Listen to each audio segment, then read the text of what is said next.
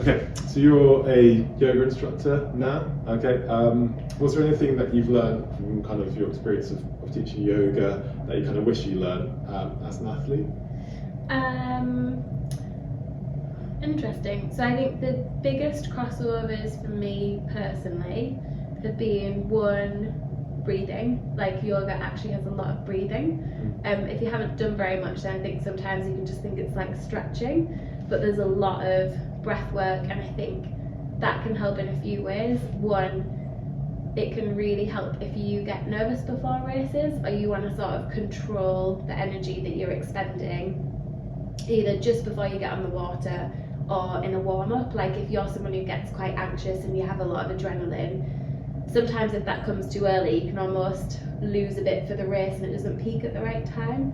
And there's a lot of breathing practices in yoga that are more for the parasympathetic nervous system, so you're balancing it out and sort of calming yourself down, so you're keeping like the right side of ready to race. And also I think breathing as you move. I never really thought about it until I did yoga, but things like obviously like when you're doing a squat you want to breathe in, breathe out, like it's all rhythm and moving with your breath. And same with an ergo, really, like as you're driving and recovering, you're like breathing in, breathing out, and I think yoga taught me that a lot more. I hadn't really thought about it before. So I think breathing, and I think for me yoga is amazing if you do a lot either on the water or on the erg, because it can really help with, well, trunk, but more for me shoulder stability.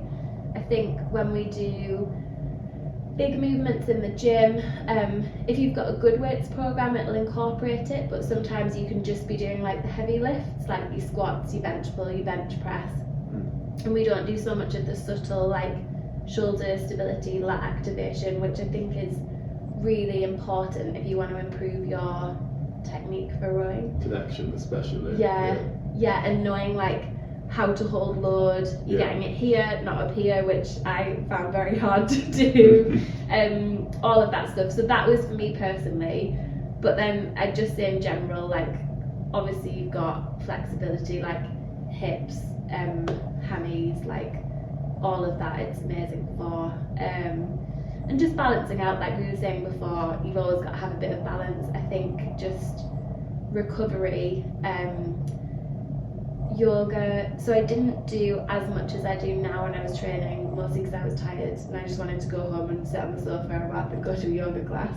Which is probably a good thing actually, in terms of you didn't want to spend more energy doing it. But actually mentally, I really liked the complement of yoga, because I found when I was doing that, I was having a real check-in with how my body was feeling, and I was developing a lot more body awareness.